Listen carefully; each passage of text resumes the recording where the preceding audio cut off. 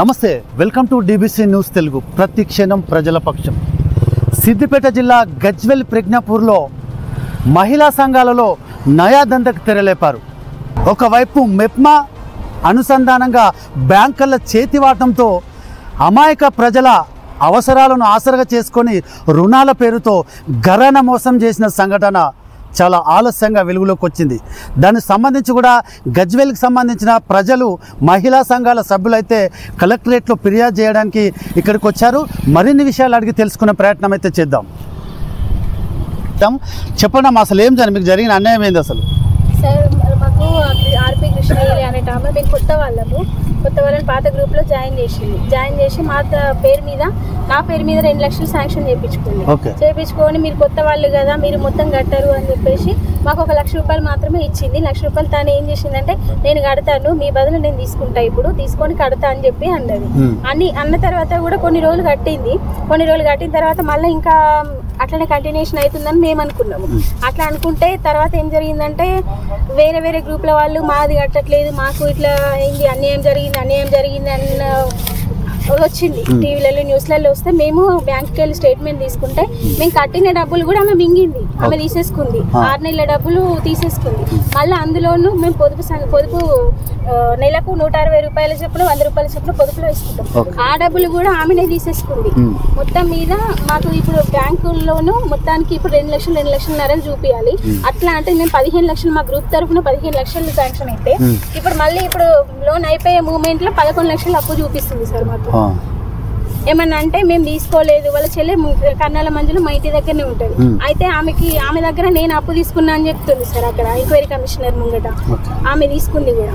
ఇప్పుడు మళ్ళీ మా గ్రూప్ లో ఈమె కర్నాల మంజులు అనేది ఆమె లేనే లేదు.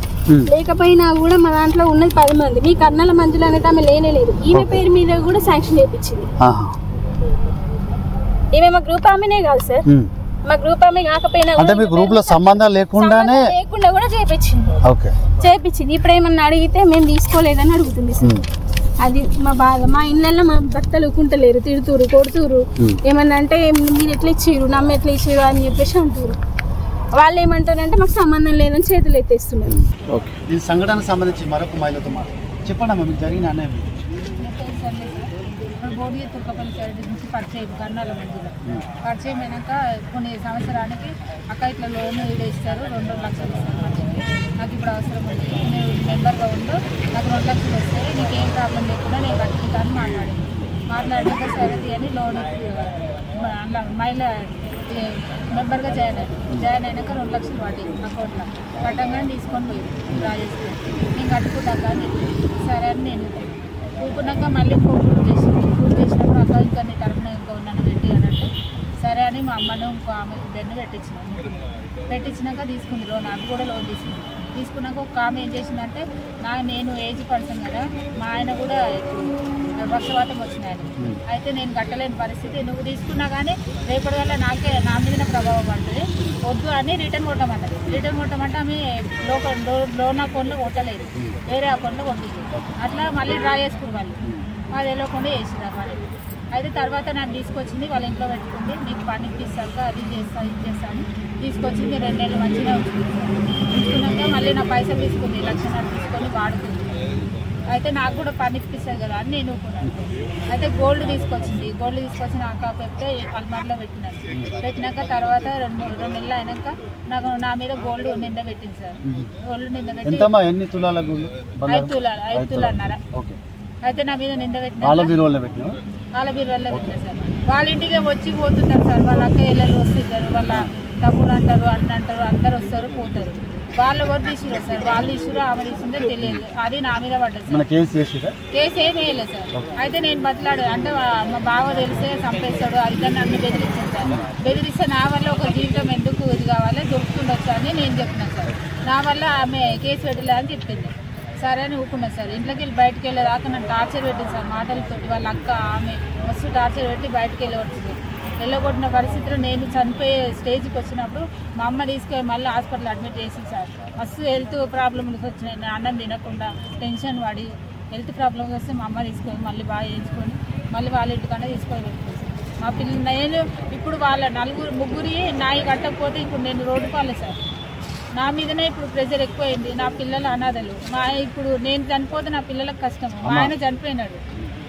నా పిల్లలకు నేను రోజు కూలీ వేసుకొని పెట్టాలి. ఇప్పుడు నా ఇద్దరు, ఒక అబ్బాయి ఒక అబ్బాయి. చూసుకోవచ్చు. ఒక మహిళ అంటే వీళ్ళకు అభం శుభం తెలియదు. వాస్తవం చెప్పాలంటే ఈ యొక్క మైక్రో మోసం అని తెలియని పరిస్థితి. లోన్ ఇప్పిస్తాను కూడా ఇచ్చినట్టే ఇచ్చి కూడా అంటే ఈ యొక్క విషయం బయటపడతానే ఉద్దేశంతో కూడా మళ్ళీ బంగారం అనే నెపంతో వాళ్ళ బీరువాలో పెట్టిన తర్వాత కూడా అంటే ఒక ఇంట్లో పని మనిషి అంటే పని చేస్తున్న క్రమంలో కూడా ఇదేనా బయటపడతాను కూడా ఒక నిందేసి కూడా ఈ యొక్క తప్పును కప్పుపుచ్చుకోవడానికి కూడా ఆమె యొక్క ప్రయత్నంలో భాగంగా అని చెప్పుకోవచ్చు. మరొక మహిళ ఉంది, చెప్పండమ్మా. స్వప్న శివశంకర్ గ్రూప్ నాది. నేను పెట్రోల్ బంక్లో డ్యూటీ చేసుకుంటాను సార్. అయితే నా దగ్గర ఒకరోజు కృష్ణలీల వచ్చి, అరే ఇట్లా ఎన్ని రోజులు అని చేస్తావు, నీకు ఒక హెల్ప్ చేస్తా, నీకు ఒక పంపిస్తాను, నీకు ఒక రూట్లో పంపిస్తాను అని చెప్పింది. అక్కడ నాకు ఇప్పటికే నా పిల్ల నేను బతకాలి, నా పరిస్థితి బాగలేదు అని నేను అన్నా. అంటే వద్దురా నీకు మంచిగా చూపిస్తా అని చెప్పి నాకు నమ్మించి ఏం చేసింది, ఆధార్ కార్డు అది తీసుకొని రా అని చెప్పింది. నాకు ఆమె పరిచయం లేదు, ఏం లేదు. బంకులకు వస్తే అట్లా తెలుసు, అంటే పెట్రోల్ వేయించుకోవడానికి వస్తుందని తెలుసు.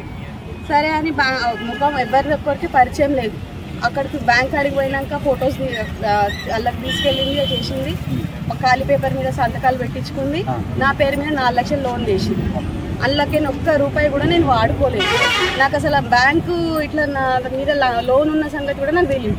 మొన్న పేపర్ ద్వారా ఇట్లా నీ పేరు మీద 4 లక్షల లోన్ ఉంది అంటే నేను 4 లక్షల లోన్ నేను తీసుకొని నాకు ఎట్లా వస్తుంది, నాకు ఏం చేయండి, నేను ఎట్లా కట్టుకోవాలి, నాకు అసలు తెలియదు అని అంటే మొన్న జయశ్రీ మేడం వాళ్ళు అందరూ అక్కడికి వచ్చి ఉండే కలెక్టర్ ఆడిట్ మేడం వాళ్ళు అక్కడికి వస్తే అక్కడ అందరితో మాట్లాడించుండే. మరి ఇప్పుడు ఈ పరిస్థితికి కారణమైన వాళ్ళు అట్లా చేసి మమ్మల్ని మోసం చేసి మమ్మల్ని అన్యాయం చేస్తే మేము ఎలా బతకాలి సార్? 15 days అయితే 15 రోజుల నుంచి ఏం తెలియదు. మీకు న్యాయం చేసినట్టు చేస్తామమ్మా, అన్ని చేస్తాం. బ్యాంకు వాళ్ళు సపోర్ట్ చేయట్లేదు. బ్యాంకు వాళ్ళకి యూనియన్ బ్యాంక్ రెండు ఉన్నాయి సార్. మాకైతే యూనియన్ బ్యాంక్లో తీసుకెళ్ళింది. మళ్ళీ ఫోటో మార్కెటింగ్ చేసింది మా దాంట్లో ఇద్దరికి. మాకు ఈ అమ్మాయికి అసలు ఏమీ తెలియదు. వాళ్ళ మమ్మీ చనిపోయినప్పటి నుంచి అమ్మాయి మొత్తం మెంటల్గా ఉంది. ఈ అమ్మాయి మీద కూడా అసలు లోన్ చేసిన ఆమె దాంట్లో ఫోటోనే లేదు. ఆ అమ్మాయి మీద ఫోటో పెట్టి చేసింది. చూసుకోండి. అమ్మ నీ పేరు ఎప్పుడు అమ్మ చెప్పమ్మా, అసలు ఏం జరిగింది చెప్పు. అదే డబ్బులు తీసుకున్నట్టుగా చెప్తే నేను తీసుకున్నాను చెప్పడానికి మాత్రమే వచ్చిన, జస్ట్ ఓన్లీ అందుకే వచ్చిన.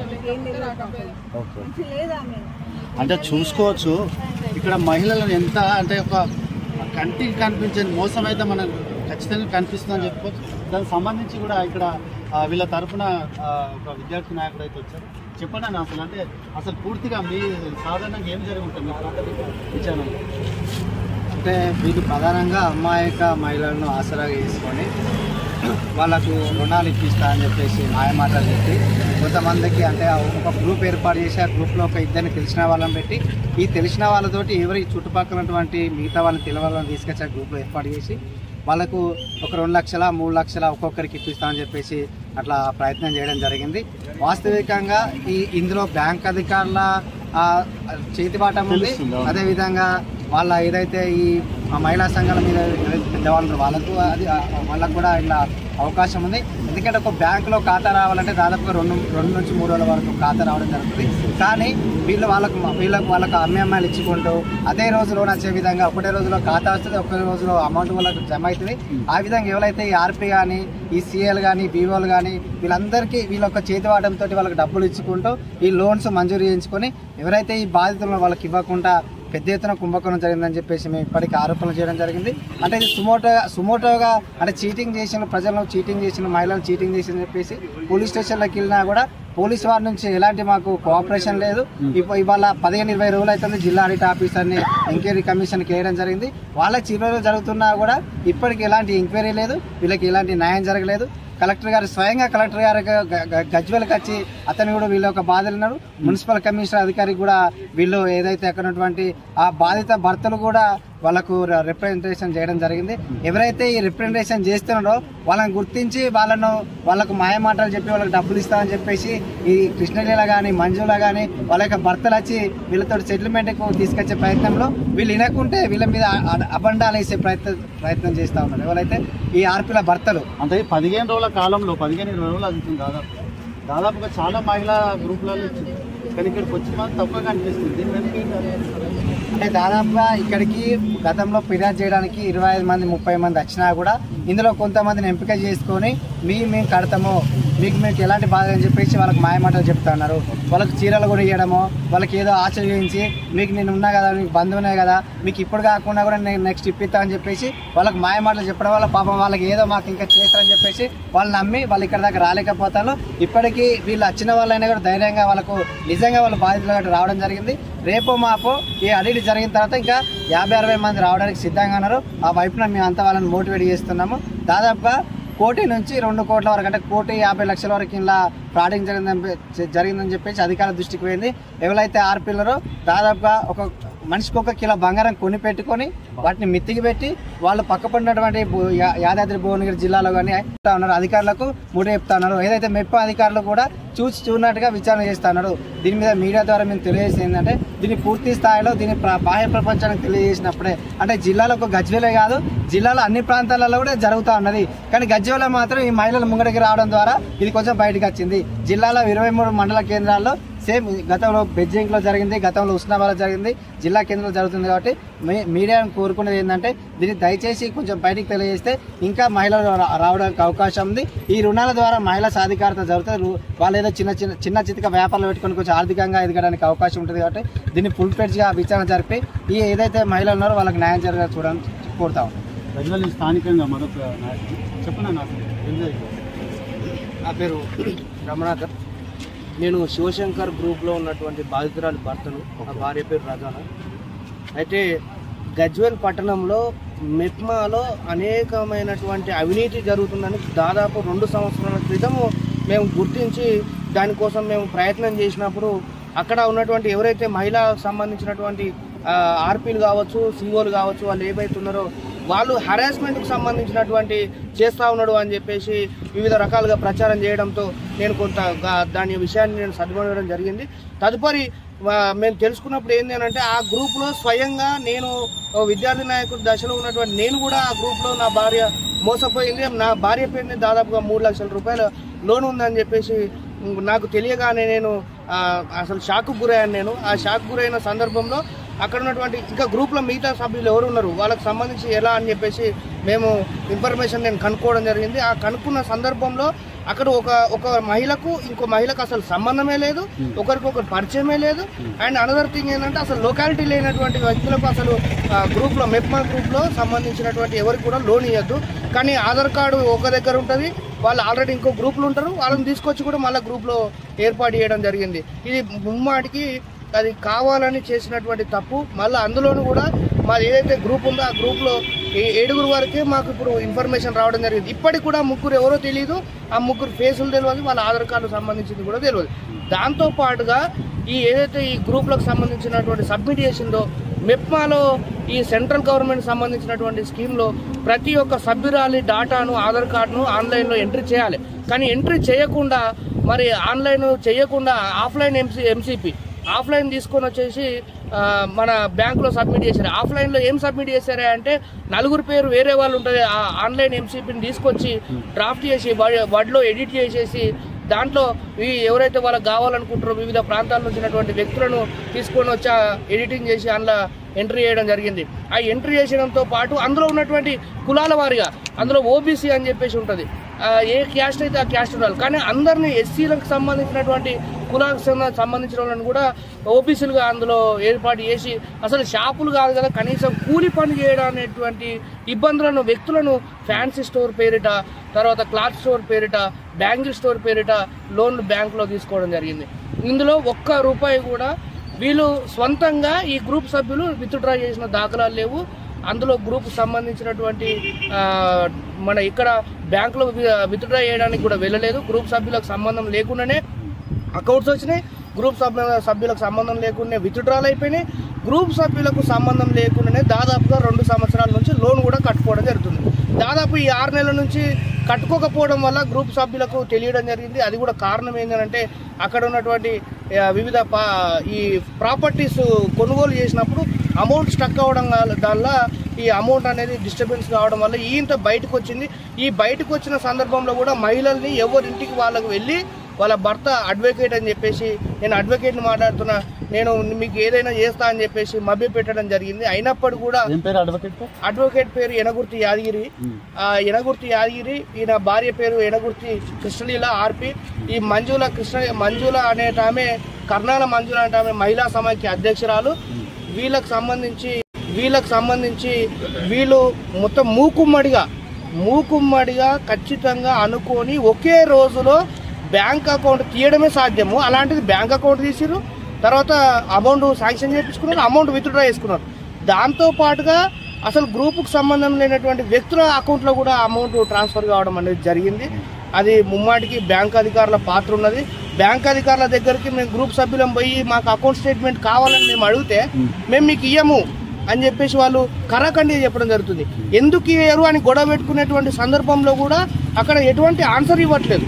మీరు ఆ లోన్ తీసుకున్నారు కదా, మీరు ఎవరైతే ఆ లోన్ ఇప్పించారో ఆర్పి కృష్ణలీల మంజుల వాళ్ళనే చూసి మీరు మాట్లాడుకోండి అని చెప్పేసి మాట్లాడడం జరిగింది. గజ్వేల్లో ఉన్నటువంటి వివిధ రకాలైనటువంటి వ్యక్తుల దగ్గరికి పోయి కూడా నన్ను దుష్ప్రచారం చేయడం జరుగుతుంది. ఈ గ్రూపులన్నిటికీ సంబంధించి మాట్లాడడం కోసం నేను వివిధ ప్రయత్నాలు చేసి వాళ్ళని నేను మోటివేట్ చేసి ఇక్కడ మీకు జరిగిన అన్యాయాన్ని మనం బయటికి చెప్పుకుంటేనే మనకు న్యాయం జరుగుతుందని చెప్పేసి వాళ్ళని తీసుకొచ్చినందుకు నా పైన వివిధ రకాలైనటువంటి హరాస్మెంట్ ప్రచారం చేస్తూ ఉన్నాడు. అదేవిధంగా రీసెంట్గా వాళ్ళ ఆఫీసు కార్యాలయం ఏదైతే ఉందో ఆ కార్యాలయానికి తనే నిప్పు అంటించుకొని అది నేను అంటించినట్టుగా చెప్పేసి ప్రచారం అడ్వకేట్ కార్యాలయానికి.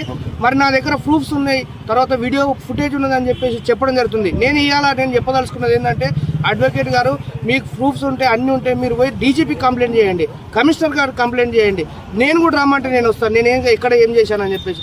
ముఖ్యంగా మీకు తెలియజేయాల్సింది ఏంటంటే అధికారుల దృష్టిలో కూడా పెట్టడం జరిగింది. ఈ అంతా మేము బయటపడ్డ తర్వాత ఆర్పి కృష్ణలీల ఎవరైతే మాకు అన్యాయం చేసినటువంటి ఆర్పి కృష్ణలీలనే స్వయంగా 67 లక్షల రూపాయలను నేను ఈ గ్రూపుల పేరిట తీసుకున్న అమౌంట్ను community organizer Gajwel MEPMA CO గారికి సరిత గారికి ఇచ్చినాము అని చెప్పేసి ఆమె రిటర్న్గా కంప్లైంట్ ఇచ్చి దానికి సంబంధించినటువంటి అమౌంట్ స్టేట్మెంట్ను కూడా జతపరచడం జరిగింది. ఇలా మనం ఖచ్చితంగా మేము డిమాండ్ చేస్తుంది ఏంటంటే 65 లక్షల రూపాయలు సిఓ గారికి ఇచ్చినామని చెప్పేసి చెప్పింది, రిటర్న్గా ఇచ్చింది. మరి ఇచ్చినప్పుడు ఖచ్చితంగా అందులో అవినీతి జరిగినట్టే కదా. ఈ అవినీతి జరిగినప్పుడు మరి మీరు విచారణలో ఈ జాప్యం ఎందుకు అని చెప్పేసి మేము కూడా కలెక్టర్ గారిని కలవడం జరిగింది. వాళ్ళు ఎంక్వైరీ కమిటీ డిఏఓ గారిని, ఆ తర్వాత మన మెప్పా పీడీ గారిని, మున్సిపల్ కమిషనర్ గారిని ఎంక్వైరీ ఆఫీసర్ వేసినప్పుడు వాళ్ళు ఏదైతే ఈ ఎంక్వైరీలో తేలినటువంటి విషయాన్ని మీడియాకు తెలియజేశారు. ఏమని ఆర్పి కృష్ణలీల మరియు సరిత గారు ఇద్దరు కూడా ఇలా ఆడవాళ్ళను అమాయకమైనటువంటి ఆడవాళ్ళను ఫ్రాడ్ చేయడం జరిగింది అని చెప్పేసి చెప్పినందుకు అడ్వకేట్ యాదగిరి గారు సిద్దిపేటకు చెందినటువంటి కొంతమంది 4-5 అడ్వకేట్లను తీసుకొచ్చి అడిషనల్ కలెక్టర్ గారిని ఎంక్వైరీ కమిషన్ కాకముందుకే పేర్లు ఎలా మీరు బయట పెడతారని చెప్పేసి మాట్లాడడం జరిగింది. వీళ్ళు పేర్లు ఎలా బయట పెడతామంటే మీ భార్యనే సొంతంగా 65 లక్షల రూపాయలు నేను సరితెక్కించానని చెప్పేసి ఏ విధంగా మరి ఆమె స్టేట్మెంట్ ఇచ్చుకుంటుంది మీడియాకు, ఏ విధంగా మరి నేను 65 లక్షల రూపాయలు నేను ట్రాన్స్ఫర్ చేసిన అని చెప్పుకుంటుంది. నేను దీనికి సంబంధించిన పూర్తి అమౌంట్ రికవరీ చేయాలని చెప్పేసి మేము తెలియజేస్తా ఉన్నాం, డిమాండ్ చేస్తా ఉన్నాం. దాంతోపాటుగా వివిధ రకాలైనటువంటి దుష్ప్రచారం మా మీద చేసినప్పటికీ కూడా ఈ సమస్య పూర్తయ్యే వరకు కూడా మేము వదిలిపెట్టేది లేదని చెప్పేసి మేము తెలియజేస్తా ఉన్నాం. చూసుకోవచ్చు మరొక బాధితుడు అంటే వాళ్ళ యొక్క మహిళ యొక్క వాళ్ళకు భర్త ఉన్నారు. చెప్పండి అసలు ఏం జరిగింది, మీరు క్షుణ్ణంగా దగ్గర నుంచి చూసారు కాబట్టి అసలు. నమస్తే సార్, నా పేరు అశోక్. నెహ్రూ గ్రూప్ అనే ఒక మహిళా సంఘం పేరిట మా భార్య గారిని అక్కడ తీసుకెళ్ళి జాయిన్ చేయడం జరిగింది. దీని ఫస్ట్ ప్రణాళిక ఏంటంటే సార్, గత సంవత్సరం 2024లో మా అమ్మగారు May 27కి చనిపోవడం జరిగింది. మెయిన్గా ఆ చనిపోయిన రోజు కార్యక్రమంలో మా అమ్మ చావు తదుపరి కార్యక్రమంలో భాగంగా కర్ణాల మంజుల ఎనగుర్తి కృష్ణలీల ఇద్దరు కలిసి నన్ను ఓదార్చడానికి వచ్చారు. అందుకు నేను నా అక్కలాగా భావించాను సార్. కానీ వాళ్ళు అదే సమయాన్ని వాళ్ళకి ఆసరాగా చేసుకుని నాకు 10,000 రూపాయలు సహాయం చేసినట్టుగా చేసి నెక్స్ట్ మా అమ్మగారు దినాలు కూడా జరగక ముందుకే మా ఇంటికి రావడము, నన్ను తమ్మునిలాగా మంచిగా మాట్లాడించి గ్రూప్లో జాయిన్ కావాలను, మీ భార్య కొంచెం కన్జ్యూమ్లో ఉంది, ప్రెగ్నెంట్లో ఉంది కాబట్టి ఈ బాధల నుంచి బయటపడుతూ ఈ డబ్బులు వచ్చే 2 లక్షల రూపాయలు నీకు సహాయంగా ఉంటాయి, నువ్వు నెల నెల కట్టుకోవచ్చు, అందుకు కావాల్సిన పని నీకు దొరకకపోతే కూడా పని మేము చూపిస్తా అన్నట్టుగా నన్ను మభ్యపెట్టి నాకు ధైర్యం కల్పించినట్టుగానే చెప్పి తన లాభాన్ని నా నుంచి ఆశించు మమ్మల్ని రోడ్డు పైన తీసుకొచ్చింది సార్. మేడం ఏమన్నది? ఈరోజు మేము గరిమా అగర్వాల్ మేడంకి కంప్లైంట్ ఇస్తే మీరు ఇచ్చారు కదా, మేము రికవరీ పెడతాము, మీరు పోలీస్ త్రూలో వెళ్ళాలంటే మీకు ఏమైనా ఆప్షన్స్ ఉంటే అక్కడ పోలీస్ త్రూలో చేసుకోవాలి, ఇక్కడ మేము రికవరీ అయితే పెట్టిస్తాం నాన్న, మీకు రికవరీ చేపిస్తామని అన్నారు. కానీ మేడం చెప్పిన మాటలో కూడా అంత నిబద్ధత, అంటే ఒక పెద్ద అధికారిని నేను అంటున్నాను కాదు, వారు చెప్పిన మాట మీద కూడా అంత తక్కువ మేము బాధతోనే తిరిగి వెళ్ళే సందర్భం ఏర్పడింది సార్ ఇప్పుడైతే మాకు. సరే చూద్దాము. ఇప్పుడు ప్రస్తుతం అయితే అడిషనల్ కలెక్టర్ గారు అయితే అంటే కొంత భరోసాగా ఇచ్చినట్టుగానే ఇచ్చింది, కానీ క్లారిటీ లేదని చెప్పింది. ఇప్పుడు గజ్వేల్ టౌన్ సిఐకి సైదుల్ సార్కి ఫోన్ చేద్దాం. అసలు మరి కేసు విచారణ గతంలో వీళ్ళు కంప్లైంట్ ఇచ్చినట్టు తెలిసింది, మళ్ళీ కూడా ఏమైందనే విషయాలు అయితే తెలుసుకుందాము.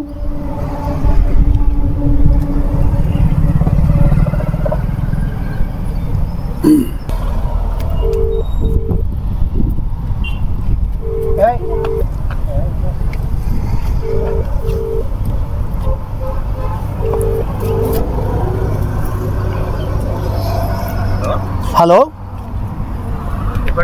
సార్, నమస్తే. గజ్వేల్ నుంచి మహిళలు వచ్చారు సార్.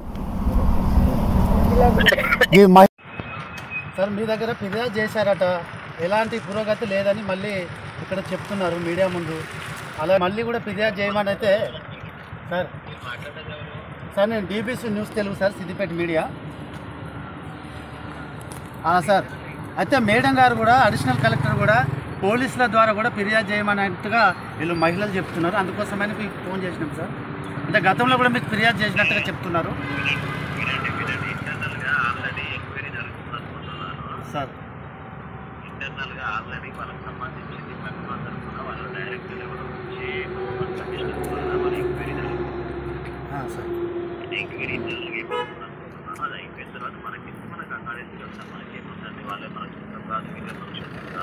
సార్ సార్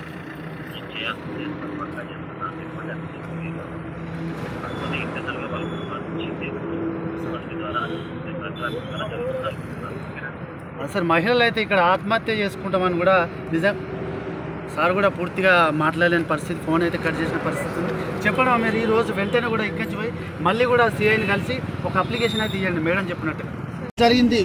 ఇప్పటి కూడా అంటే ఈ అధికారులు కూడా బ్యాంక్ అధికారులు కావచ్చు, మెప్మా అంటే పెద్ద స్థాయిలో కూడా జిల్లా స్థాయిలో కూడా ఉన్నతమైన అధికారుల స్థాయిలో కూడా అంటే మేనేజ్మెంట్ జరుగుతున్నట్టు కూడా వీళ్ళ మాటలలో తెలుస్తుంది. కాబట్టి వెంటనే కూడా తక్షణమే ప్రభుత్వం వెంటనే కూడా సిన్సియర్గా దీని మీద పూర్తి విచారణ చేసి ఈ యొక్క మహిళలకు న్యాయం చేయాలని కోరుతున్నాను. కెమెరామెన్ రమేష్తో భూపతి, డీబీసీ న్యూస్ తెలుగు, సిద్దిపేట.